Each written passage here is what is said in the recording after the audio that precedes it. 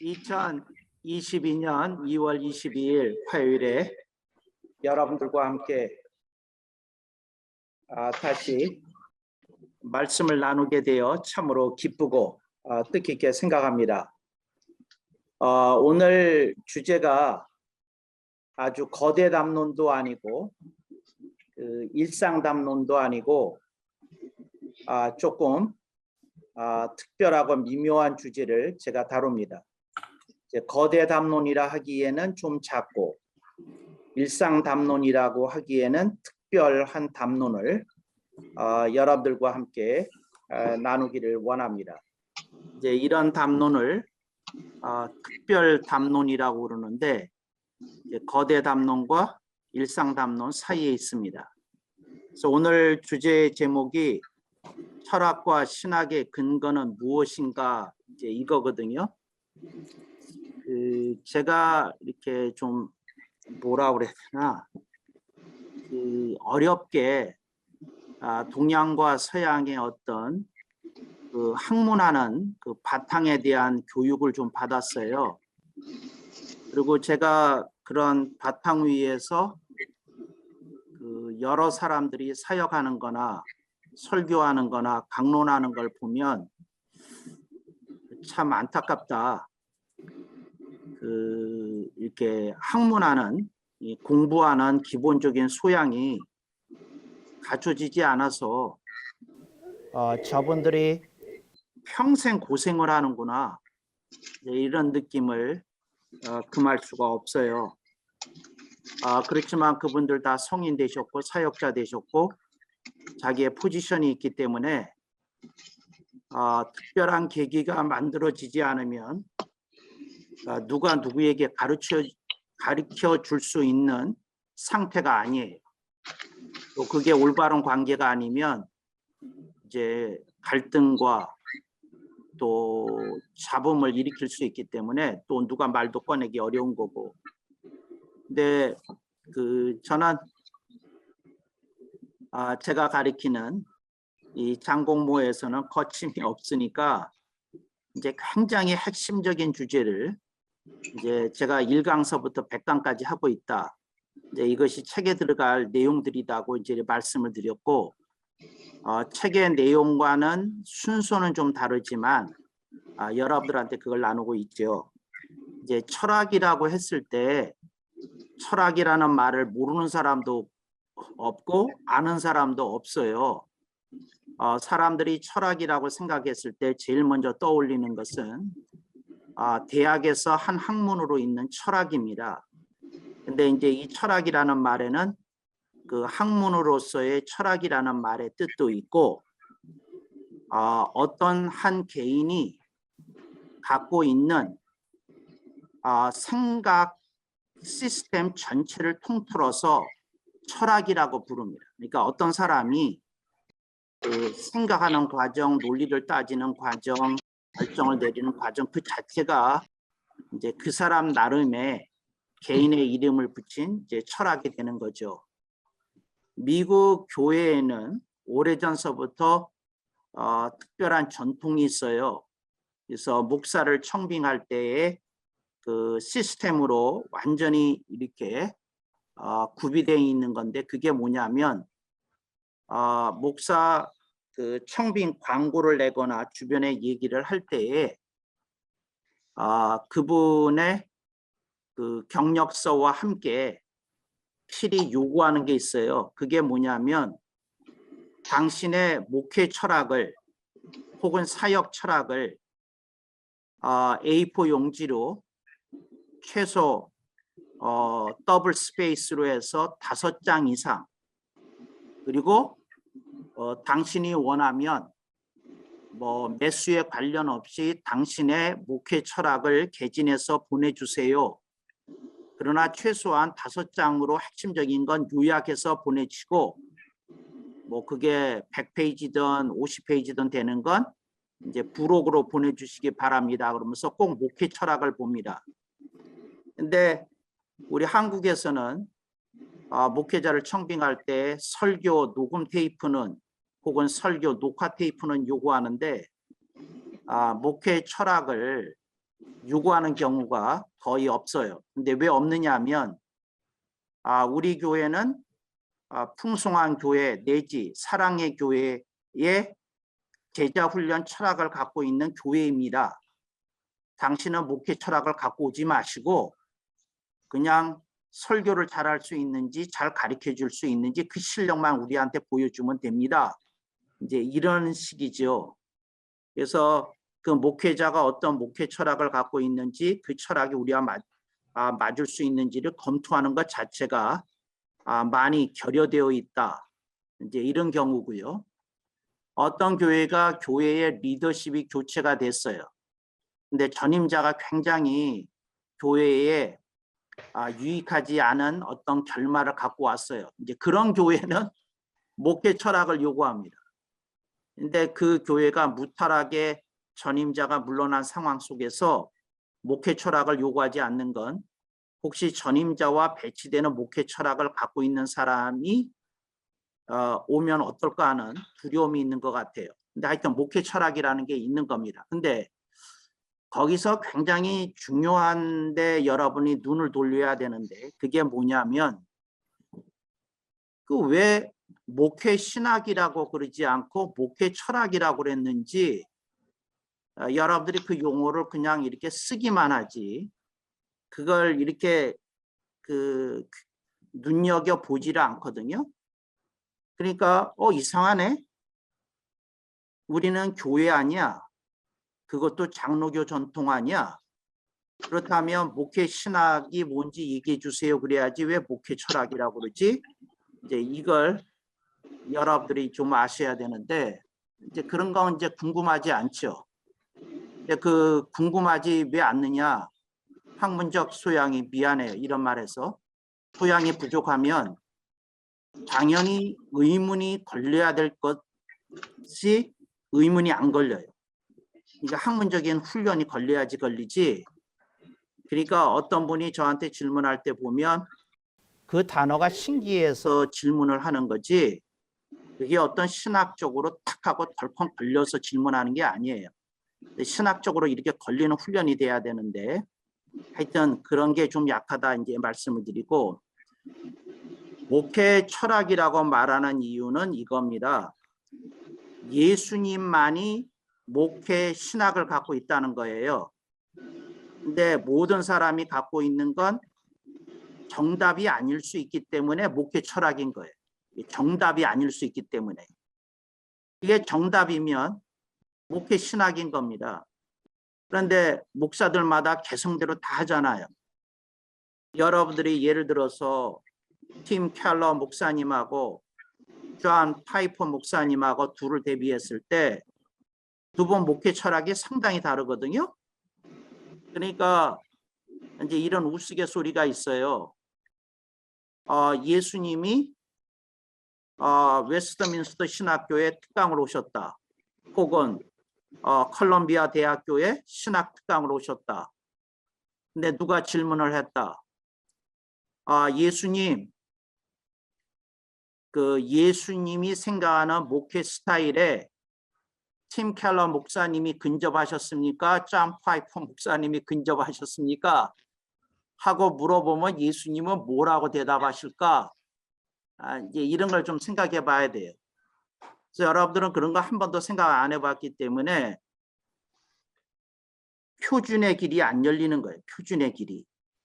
표준의 길이.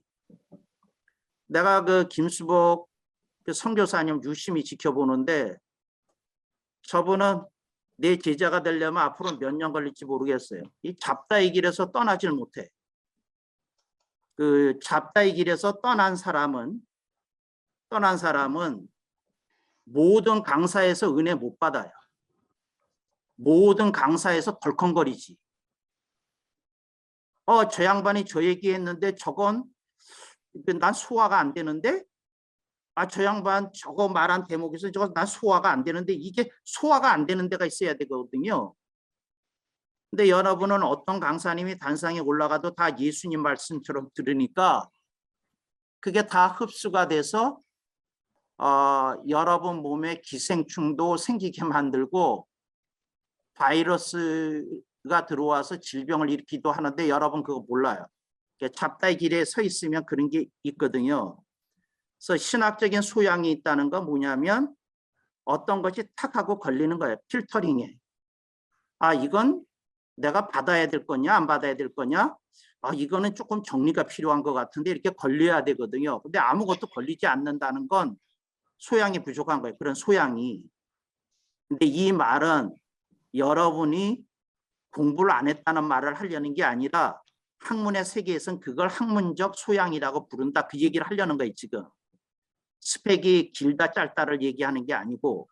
그래서 잡다의 길에 저간 사람은 이거 탁 하고 걸리거든. 그리고 괴롭고 이거 아프고 이제 이렇거든요. 예를 들어서 장성 교수의 강의를 들었어요. 그런데 그 기도론 그것도 뭐 기껏해야 그 이제 그 질의응답까지 2시간 반 정도 들었는데 여러분이 기본적인 어떤 토대도 견고하고 튼실하지 않다는 게 드러났거든. 그러면 여러분들이 최소한도 2시간 반 강의를 들었으니 2시간 반은 혼자 기도할 때 울었어야 되거든. 주님, 제가 왜 이렇게 기초적인 것도 허약했습니까? 이거 회개합니다. 그러고 2시간 반을 울었어야 되거든. 성령님이 나보고 그러셔요. 2시간 반 운 사람 없다, 한 명도. 네 강의 들은 사람 중에. 그게 약간 가시처럼 있다가 지나갔지. 그게 아프지 않거든. 그리고 그게 아파야 다음에 덜컹거리는 것이 생길 수 있는 소양이 생기는데 너무 쉽게 넘어가요. 하여튼 이제 그러니까 이제 철학이다. 이제 그래서 철학이라는 말을 쓴 거다. 이제 그 얘기고요. 그 다음에 천국에 가면 여러분들이 야단 맞을 일이 뭐냐면 여러분이 형성해 놓은 목회 철학이라는 게 있어. 근데 여러분은 목회 신학이라고 하는 개념을 가지고 그거를 대조해 보는 시스템이 아니거든. 그러니까 뭘 대조해 보는 시스템이 아니냐면 예수님이 우리 가나안 교회를 목회하신다면 내가 하는 식으로 목회를 하실까 하는 생각을 가지고 자기가 하는 스타일을 대조해 보는 게 주님이 기대하는 거거든. 근데 그게 아니라 이건 나로서 최선이니까 뭐 이건 내 한계니까 뭐 그건 어쩔 수 없고 하고 가는 건 뭐에 서 있는 사람이 아니냐면 표준의 길에 서 있는 사람이 아니야. 예를 들자면 내가 선교사인데 주님이 필리핀에서 나와 같은 상황이 있으셨다면 나처럼 사역하셨을까? 아니면 주님은 주님 나름대로의 어떤 길을 보여주셨을까? 그러면 주님이 보여줬을 길을 이상의 길이라고 잡고 나는 거기에 근접하게 가기 위해서 내가 그 그림을 어떻게 찾아야 되는 거냐는 이 고민이 돼야 되는 거거든. 근데 그 고민이 되는 게 아니라 여러분은 유행을 따르고 대세를 따라요. 대부분 다 그렇게 선교사 사역을 하더라. 대부분 다 목회를 그렇게 하더라. 대세와 유행을 따르고 그런데 이런 게 요즘 먹히는 추세라더라. 세미나 가보고 자료 얻고 필이 꽂혔으면 한동안 거기 필이 꽂힌 대로 정신없이 또 한 1년 내지 2년 돌리고 그러다가 뭐 더 좋은 게 있다 그러면 또 갈아타기도 하고 뭐 이런 식이거든. 근데 그게 목회 철학이 갖는 한계다. 그런 고민을 한 적이 있냐. 이제 이런 거고 신학계에서는 더 이상 표준의 길과 이상의 길을 안 가리켜요. 근데 안 가리키니까 이게 정말 그 정답이 없는 시대가 됐다는 거죠. 여러분들은 성경을 안 믿어. 내 개인적인 생각은 그래요. 근데 왜 성경을 안 믿느냐 하면 성경을 믿으면 성경 속에 모든 것에 대한 정답이 있는 거야. 근데 여러분은 세미나를 믿지 성경을 믿냐고. 그러니까 그게 차이야. 목회 철학이 어떻게 형성됐는지를 찾는 게 그래요. 근데 참 알 수 없는 일이 이렇게 벌어지는 거거든요. 오케이. 근데 철학의 근거가 뭐냐 하는 것에 대해서 알아야 돼요. 철학의 근거는 이성이에요. 이성. 이성이 쉽게 표현하면 생각하는 머리야. 그러니까 머리로 생각하는 거야. 그게 이성이에요. 이성이라는 말의 뜻이에요. 근데 그 이성이에요. 그런데 여기서 누가 손을 들고 이 얘기를 할 거예요. 과학의 근거가 이성이 아닙니까? 그래요. 나 그런 사람한테 공부하면 한 대 팍 때리고 싶어. 여러분, 과학의 근거는 이성이 아니야. 이성이. 근데 대부분의 과학자들이 그렇게 가르쳐. 과학은 이성의 토대 위에 이성을 근거로 해서 세워진 학문 체계라고 이렇게 가르쳐. 근데 이 사람은 나한테서 철학을 안 배웠기 때문에 그딴 소리를 해. 오케이. 근데 그럼 과학의 근거가 뭘까요? 이제 그걸 얘기를 해야 돼. 누가 맞춰봐요. 날 기쁘게 해봐. 과학의 근거가 뭐예요? 안 들려요. 백근현 선교사님, 음소거하고 뭐예요? 가설입니다. 그게 아니고 그렇게 얘기하면 안 되고 그건 과학을 너무 무시하는 거예요.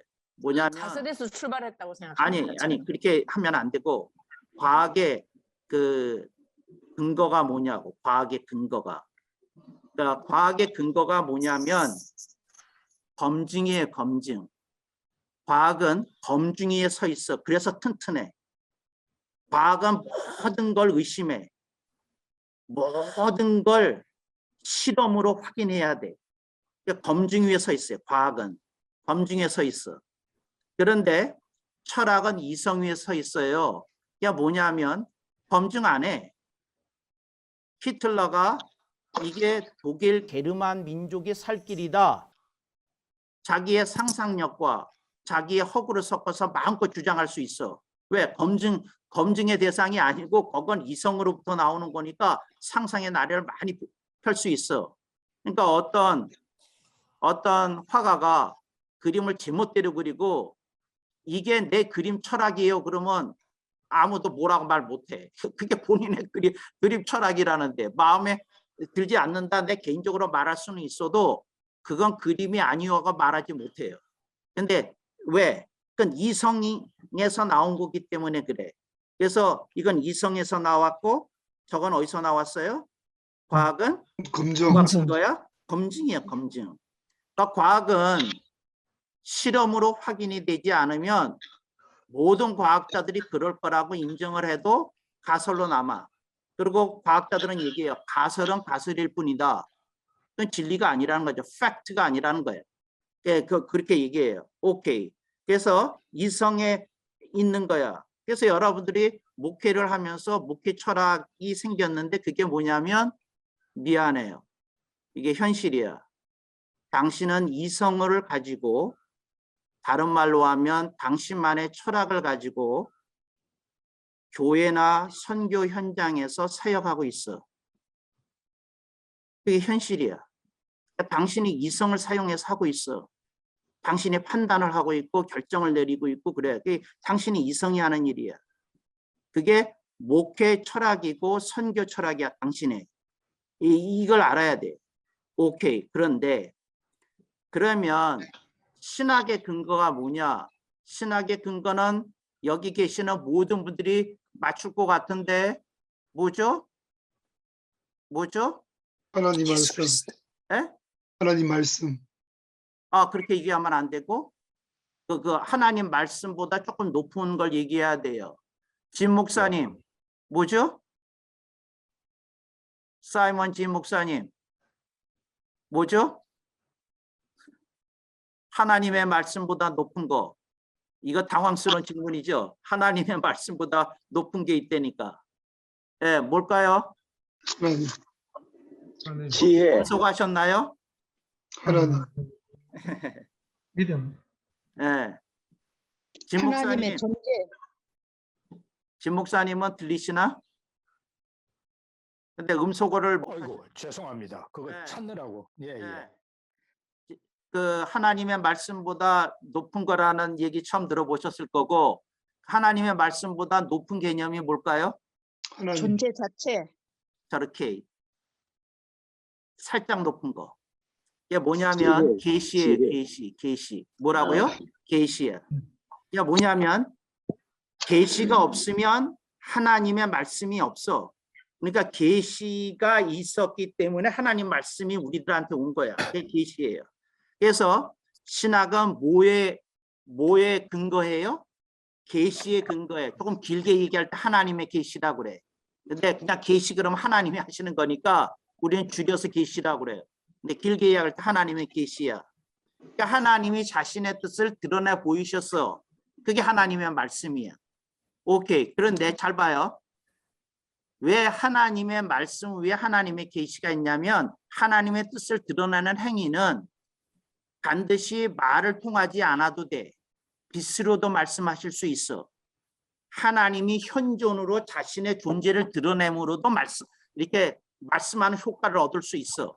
그렇기 때문에 계시가 위에 있는 개념이에요. 오케이. 하나님의 계시야. 그럼 알았어요. 자, 이게 굉장히 중요한 얘기인데 그러면 하나님의 말씀을 해석하기 위해서는 여러분들이 늘 얘기해요.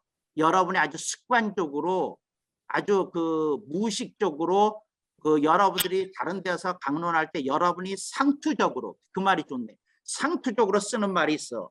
성경을 제대로 해석하려고 그러면 성령님의 도우심이 있어야 되고 성령님의 기름 부심이 있어야 된다고 여러분들이 상투적으로 얘기해. 근데 여러분들이 그 말을 하는데 여러분이 그 말의 뜻이 뭔지 모르고 말하고 있어. 이게 뭐냐면 성경 말씀의 뜻을 깨닫게 해주시는 게 계시야. 뭐가 계신 것 같아? 하나님의 말씀의 뜻을 깨닫게 해주시는 게 계시야. 그러니까 여러분은 뭐라고 얘기했는 거냐면 성령님의 기름 부심이나 성령님의 도우심이 없이는 성경을 제대로 이해하거나 깨달을 수 없습니다. 아멘. 그렇다면 그 성령님의 기름 부심이나 도우심은 계시를 의미하는 건데 계시가 없이는 성경을 해석할 수 없다는 거야. 그런데 일부 교단은 하나님의 계시를 묶어놨어. 하나님의 계시 시대가 끝난 것처럼. 그래가지고 그 앞뒤가 맞지 않는 말을 하는데 자신들이 무슨 말을 하고 있는지도 몰라. 그러니까 계시가 열려서 엉뚱한 사람들이 너무 엉뚱한 소리를 할까 봐 두려움에 걸린 나머지 계시 자체를 봉인해 놨어. 그런데 계시가 있어야 돼. 그러니까 하나님 성령님께서 우리에게 하나님의 말씀이 무엇인지를 깨닫게 해 주셔야 돼. 그러면 봐요. 말이 앞뒤가 안 맞는 게 성령님의 도우심이 있어야 성경이 제대로 깨달아지는 게 사실이라면 그러면 성령님의 기름 부으심과 성령님의 도우심을 어떻게 얻는 방법을 가르쳐 줘야 될 거 아니야. 그렇다면 근데 그 방법은 봉인해 놓고 그렇다고 얘기를 하고 그러면 뭐 어쩌라는 거야. 그러니까 이게 참 안타까운 일인데 그래요. 이게 계시에 있어. 오케이. 계시에 있어. 근데 좌우지간 성령님과의 관계가 중요하다는 건 알았어. 성령님과의 관계가 굉장히 하나님의 말씀을 깊이 있게 해석하는 데 중요하다는 건 알았어. 그런데 여러분은 그걸 믿지 않아. 왜 믿지 않느냐 하면 여러분이 성경의 깊은 것을 깨닫기 위해서 세미나에 쫓아다니면서 배우는 시간에 100분의 1도 성령님께 안 써. 여러분이 온갖 잡다한 강사로부터 말씀을 듣는 일에 힘을 쓰고 있어. 근데 여러분이 매번 여러분 자신이 가르칠 때는 상투적으로 성령님에 의해서만 성경이 열린데 근데 여러분 자신은 성령님과의 관계 개선에 힘쓰는 길을 알지 못하니까 세미나에 유튜브 자료 검색에 온갖 힘을 다 뒤지고 있어. 그래가지고 온갖 강사들의 특색을 다 알고 있어. 근데 이거 정말 당황스러운 일이지. 그러니까 여러분 앞으로는 그 얘기 하지 마. 성경을 제대로 해석하려면 성령님의 도우심이 있다는 얘기 하지 말라고. 그거 거짓말이니. 왜 거짓말이냐면 당신이 실천 안 하고 있어. 그리고 당신이 그 길을 몰라. 아니 몰라. 내가 아는 사람을 만나본 일이 없어. 그렇게 안 가리키는 사람을 만나본 일도 없고. 성령님의 기름부심과 도우심 없이 성경은 열릴 수 있는 책이 아닙니다. 그럼 그 다음 있어야 될 거 아니야. 그렇다면 성령님과의 관계가 절대적으로 중요합니다. 근데 성령님과 관계를 열려면 이렇게 해야 됩니다. 근데 그거 잘 몰라 본인들이.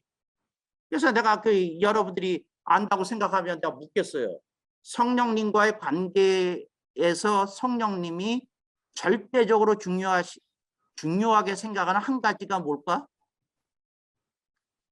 이거 오래 생각해야 될 일이 아니거든. 정리되어 있는 사람은 1, 2, 3, 4는 나와야 돼. 순종. 아니야. 성령님과의 관계. 말씀하고 관계는 순종이 맞아요. 근데 내가 성령님과의 관계가 좋아지려고 그러면 뭐냐 하는 걸 이제 얘기하는 거예요. 여러분이 하나님의 말씀이 오면 그게 하나님 말씀으로 확인됐으면 순종해야 돼. 그러니까 말씀에 대해서는 순종이 맞아. 제가 하는 말은. 이해되셨죠? 그러니까 말씀에 대해서는 순종이 정답이야. 근데 성령님하고의 관계 속에서는 순종이 넘버원이 아니야. 그 순종도 중요해. 근데 넘버원이 아니야. 오케이. 그러니까 이제 쳐봐요. 성령님하고 나하고 관계가 좋아져야 내가 말씀을 깨달아. 내가 말씀을 깨달아야 내가 액션을 할 수 있어. 그러니까 성령님이 1번이시고 내가 2번이고 말씀을 깨닫는 게 2번이고 내가 말씀을 순종하는 게 3번이야. 1, 2, 3. 근데 나는 뭘 묻는 거냐면 성령님과 여러분의 관계, 성령님이 넘버원이시고 여러분이 넘버2인데 넘버1과 넘버2 사이에 관계를 좋게 하려고 그러면 어떻게 해야 되느냐 그걸 묻는 거야. 그걸 묻는 거야. 또 상투적인 대답 하시겠죠? 기도해야 된다고. 교통. 그게 틀렸다는 얘기가 아니라 이거 모른다고. 그러니까 성령님하고 관계를 좋아하는 게 뭐예요? 주수연 목사님 뭐 말씀하셨나요? 네, 교통. 아니 그러니까 교통을 어떻게 하냐고. 교통을.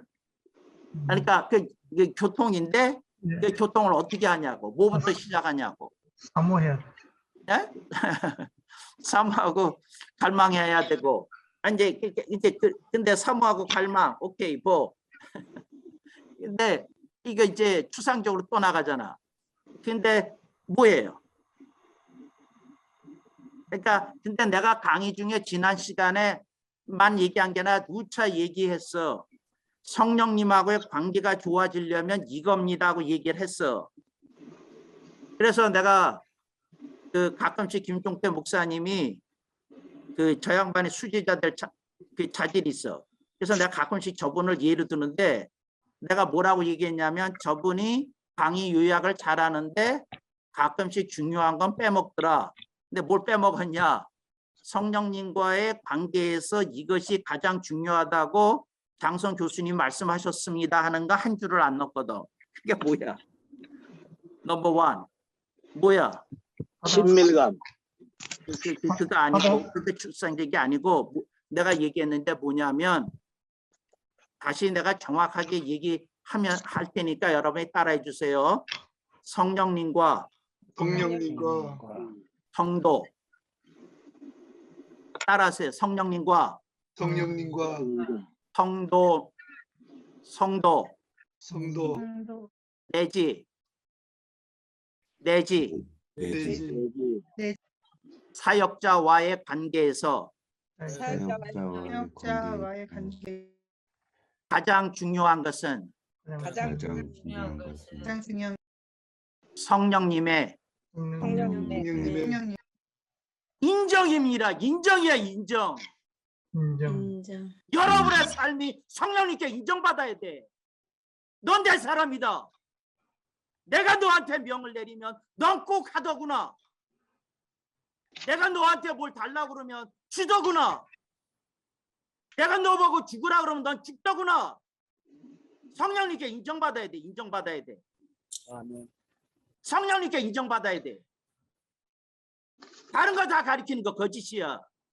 성령님께 인정받아야 돼. 에녹이 하나님의 인정을 받아서 300여 년을 동행했어.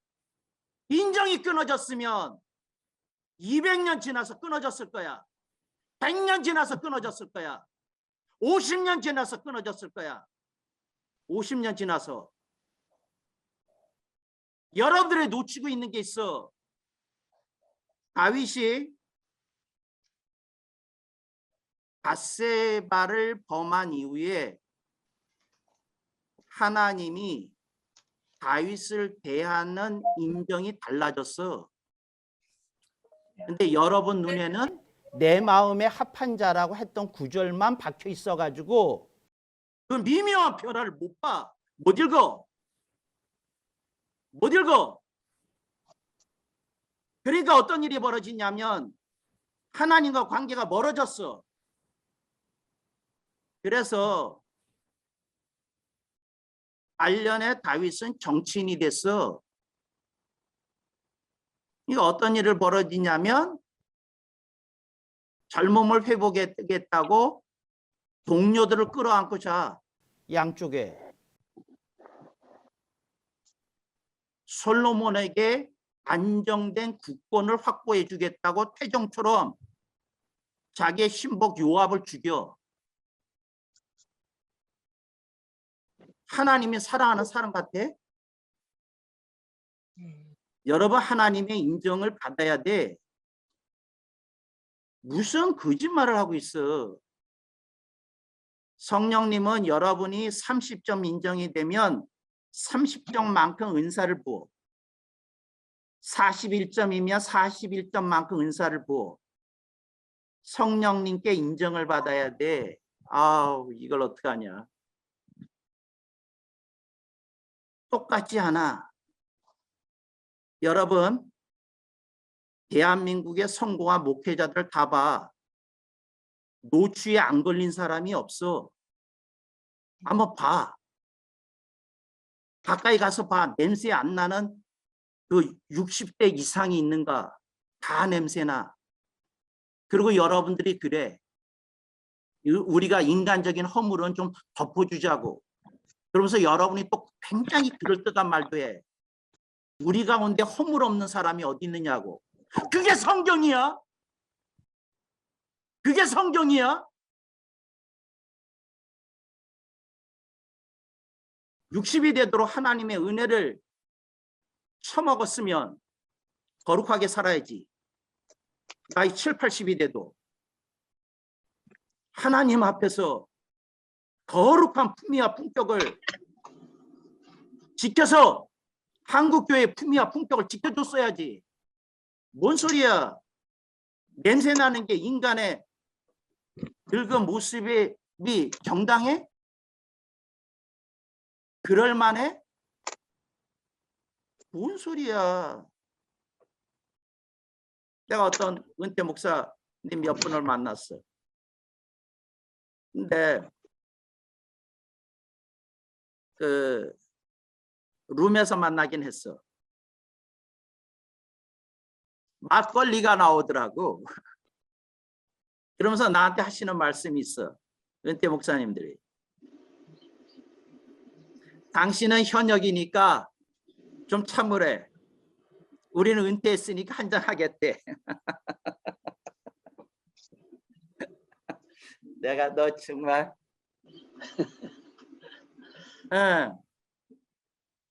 나는요 해외에 부부가 여행 가서 호텔 방에서 샴페인을 안 마신 목사 부부를 알지 못해. 아 정말이라니까. 근데 하나님이 성령님이 그 호텔 방에 안 계셨을까?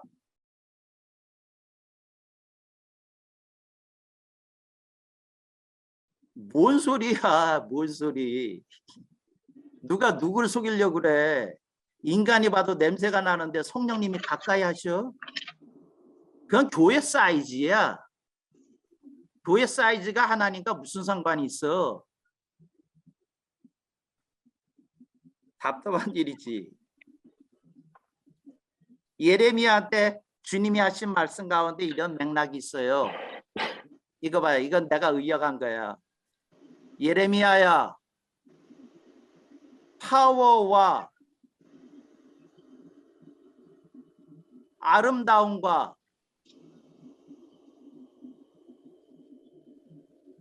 사이즈는 바벨론에 있다.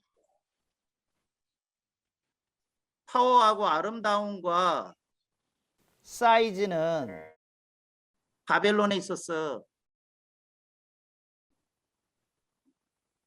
이스라엘에 어떤 파워가 있었어? 없었어. 이스라엘에 무슨 아름다움이 있어? 바벨론의 왕궁에 대할 거야? 여러분들이 너무 그렇게 성경을 신화화시켜. 예루살렘 성전이 아름다웠대. 바벨론의 이단 신전의 규모를 아세요? 당신이?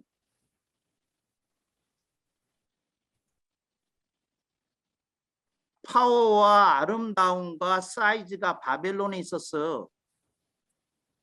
근데 하나님은 말씀하시는 거야. 내 영은 거기 있지 않고 너한테 있다. 하나님의 사람한테 있다. 뭔 얘기를 하는 거야? 여러분이 인정을 받아야 돼. 성령님께 생활로. 너는 말 하나 허투루 하지 않는구나. 너는 손짓 하나 발걸음 하나 흐트러지지 않는구나. 너는 사람이 보거나 안 보거나 한결같구나. 아, 이런 예수님을 믿어야지. 뭐 도대체 어떤 예수님을 믿어? 이게 신학이야. 계시에 의존하는 거야. 근데 계시를 얻고자 하는 자는 인정을 받아야 돼. 인정을. 하나님께. 하나님의 선지자가 자기가 되고 싶어서 되는 게 아니야. 인정을 받아서 부름을 받는 거지. called out이야. called out. called out이라는 건 뭐냐? called. 하나님 부르셨어. 근데 세상 바깥으로 부르셨어. 너는 그들과 다르게 살라. out이야, out. 그런데 하나님이 sent in. 바깥으로 불러서 인정을 받고 훈련을 시킨 다음에 보내셨어, 안으로. 근데 called out이 먼저 있었다고. 모세가 called out 받기까지 40년 광야에서 인생 나이로 보면 80년 될 때까지 기다리셨어. 80세 될 때까지. 하나님의 인내의 극치를 보세요. 80년을 기다려, 한 인간을. 콜드 아웃 할 때까지. 콜드 아웃 할 때까지. 주님이 여러분에게 물어요. 내가 너를 몇 년 기다리면 되냐? 몇 년 기다리면 저 프랑스의 가장 비싼 와인과 견줄 만큼 네가 묵혀지겠느냐? 그래요. 어떻게? 근데 이제 철학과 이제 신학의 근거인데, 그래서 여러분이 이성으로 하는 것에서 계시로 넘어와야 되는데, 계시로 넘어오려면 하나님의 인정을 받아야 돼. 그리고 말씀을 받아야 되고, 그 말씀에 여러분이 순종해야 되고, 그렇게 살아야 돼. 그렇게 순종해야 되고. 그래서 다시 계시를 받을 수 있고, 이게 선순환이 이렇게 이루어져야 돼. 근데 그 선순환이 이루어지는 과정 속에서 하나님과의 관계가 있는 거예요. 하나님과의 관계가.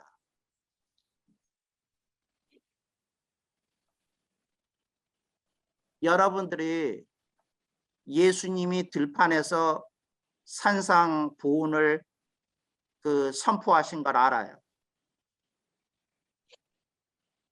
거기에 무슨 아름다움이 있어? 예루살렘 성전의 아름다움이 있지. 거기에 무슨 파워가 있어? 제사장 그룹에게 파워가 있지. 헤롯에게 파워가 있고. 거기에 무슨 사이즈가 있어? 진짜 권력자들은 다 예루살렘 시중에 있었지. 근데 예수님께는 성령님의 인정이 있으셨거든. 인간으로서 예수님에게. 눈이 하늘을 우러르고 있었거든.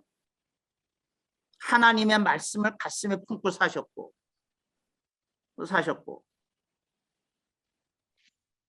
그리고 그것을 지키기 위해서 얼마나 노력했는 줄 알아요? 예수님이 이 세상에서 가장 불쌍하게 사셨어요. 근데 왜 불쌍하게 사셨느냐 하면 예수님이 어렸을 때서부터 공부를 하셔. 근데 뭘 공부하시냐면 타나크에서 히브리 성경에서 자신이 메시아로서 이루어야 될 예언에 대해서 공부를 하셔. 왜냐하면 메시아가 왔는데 그 예언을 성취 안 해주면 메시아가 아니거든. 그러니까 예수님이 길을 움직이시면서 손가락을 헤아리시면서 그 3년 반 동안에 그 예언을 다 성취해야 돼. 근데 내가 묻겠어요. 여러분이 성경을 그렇게 수십 번 읽었다니까 예수님이 성취하신 예언이 몇 개인지 모르지? 난 이걸 씌워봤어. 난 몇 개인지 알아. 씌워봤어.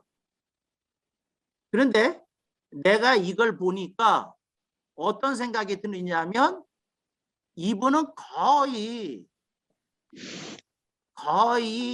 초긴장 상태에서 사셔야 돼. 왜? 그걸 남김없이 다 해야 되니까 스케줄이 꽉 차 있는 거야. 스케줄이 꽉 차 있는 거야. 그러니까 왼쪽 가시다가 그 다음에 오른쪽 가야 된다는 걸 알고 계셔. 이건 미칠 지경 아니야? 이걸 다 해야 된다는 거. 그런 인생을 사셨어. 그런 인생을. 그리고 당신이 어떻게 죽을지도 아셨어. 왜? 어떤 양의 모습으로 죽을지 이사야서에 다 예언이 되어 있었으니까 예수님 너무 잘 알고 계시는 거야. 근데 그거를 평생 알고 사셨어. 이게 미칠 지경 아니야? 근데 그렇게 사셨어. 근데 인정을 받았어요. 성령님께. 제가 말하는 건 예수님은 하나님이셔요. 그렇지만 인간으로서 예수는 인간으로서 회당에 가서 혹은 라비스쿨에 가서 하나님의 말씀을 배우셨어야만 했다. 그 말을 하려는 거예요. 그러니까 하나님 예수는 신성을 가진 예수님은 배울 필요가 없어요. 그러나 인간 예수는 다 배워야만 해. 근데 그걸 다 감당하시고 하는 거죠. 근데 그게 그랬어요. 그러면 잡아요. 여기서 누가 나한테 얘기해야 돼요. 그래서 예수님의 가슴 속에는 뭐가 있었어? 뭐가 있었어요? 이게 얘기해야 돼. 내 김수보 목사님께 듣고 싶어요. 예수님에게 뭐가 있었어요? 이상의 길이 있었어요. 이상의 길이. 하나님께서 메시아에 관한 예언해 놓으신 것을 다 이루셔야 되겠다는 이상의 길이 있었던 이상의 길이. 근데 여러분이 성경을 읽었다는데 하나님이 나한테 이렇게 살라고 한다는 이상의 길이 이 그림이 이 속에 각인되어 있냐고. 근데 그 이상의 길이 있어야 될 자리에 본인의 목회 드림이 더 씌워져 있지. 그게 뭔 상관이야. 주님이 우리들한테 걸어가라는 길이 가야지. 이걸 어떻게 설명할 길이 없네. 그래서 여러분이 지금 내가 얘기하는 거예요. 뭐냐면 신학이 계시에 기초한 것이 맞다면 계시와 거리가 멀리 떨어져 있는 당신은 이성으로, 다시 말해 철학으로 목회하고 있는 게 사실이야. 이성으로 철학으로 선교하고 있는 게 사실이고, 그렇다면 정신을 부쩍 차려서 내가 뭘 하고 있는지를 봐야 돼. 내가 뭘 하고 있는지를. 그게 아니야. 성령님과의 관계가 중요해. 성령님 관계가. 24시간 보고 계셔. 24시간. 잠깐 내놓으실 것 같아? 아니야. 그게 어림도 없어요. 어림도.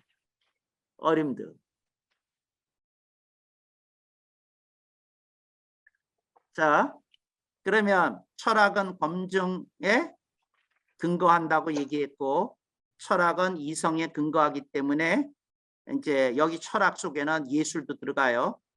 그렇기 때문에 자유로운 영혼처럼 마음껏 상상의 나래를 펼쳐서 이것이 사상이다, 이것이 뭐다 그러고 주장할 수 있어요.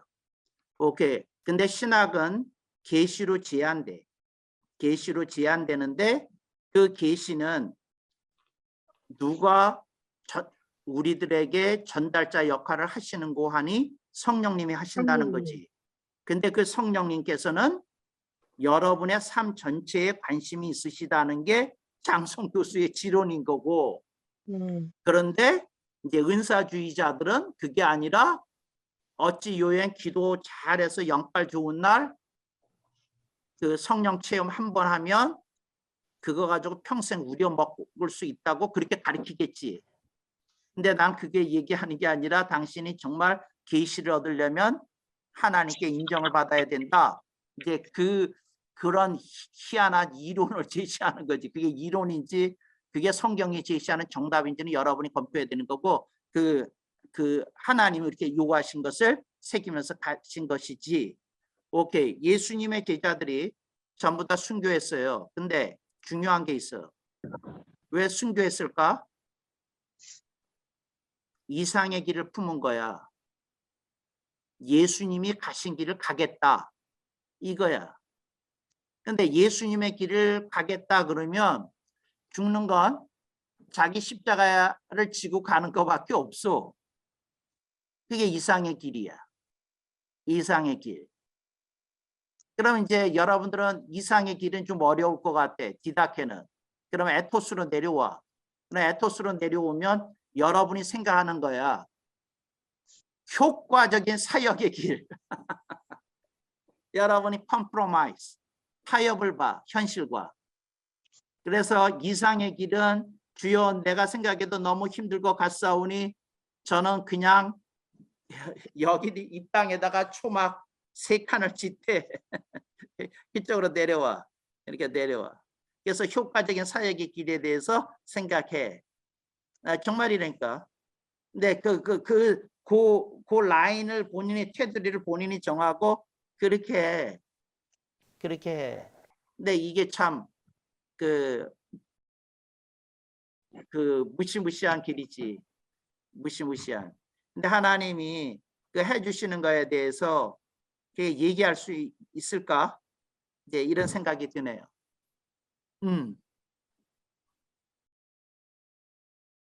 하나님이 이제 제가 여러분한테 이제 철학을 얘기했어요. 신학을 얘기를 했고, 그러면 여러분이 이제 묻는 거예요. 그러면 어떤 사역자에게 얼마만큼의 철학이 있고 얼마만큼의 신학이 있습니까? 제가 묻는 거예요. 그런 질문이 왔다고 생각을 하겠어요. 제가 그 질문에 답을 하는 거예요. 어떻게 답을 하느냐면 대부분의 사람은 이상의 길과 표준의 길에 관심이 없어. 대부분의 사람은 잡다의 길에 열려 있고 길들여져 있어. 그래서 여기저기 기웃거리면서 이것이 뜬다, 저것이 먹힌다, 요새 이게 핫하다, 그거나 쫓아다니면서 왔다 갔다 하면서 살아. 이게 잡다의 길이야. 근데 표준의 길이 잡힌 사람은 이상의 길로 가기 위한 준비를 하는 거지. 그리고 자신을 가다듬고 자신의 인생을 제대로 승부를 내겠다고 작정을 하는 거지. 그래서 이 사람은 유행과 대세에서 벗어나야 돼. 세상에서 벗어나는 건 기본이고 유행과 대세에서 벗어나야 돼. 그리고 내가 최소한도 이상의 길은 못 가더라도 표준의 길이라도 가야 되겠다. 그리고 딱 정하고 그 유행과 대세에서 벗어나서 그쪽으로 가겠다는 걸 이렇게 그 라인 연결을 좀 제대로 해야 돼. 그러면 그 사람에게 놀라운 일이 이제 하나님께서 그 사람을 통해서 이렇게 다듬어 주시고 그 사람을 이렇게 성숙하게 익어가게 만드시는 과정이 이제 시작이 되는 거죠. 근데 이게 일어나는 게 이게 쉽지 않아. 왜 쉽지 않느냐면 거듭 말씀드리지만 유행과 대세가 사람들을 잡아먹었어. 다 잡아먹었어. 그리고 여러분, 노추가 대세야. 노추가 뭐냐면 늙어가면 추한 모습이 나타난 걸 노추라고 그래. 노추가 대세야. 늙어갈수록 추해져. 늙어갈수록.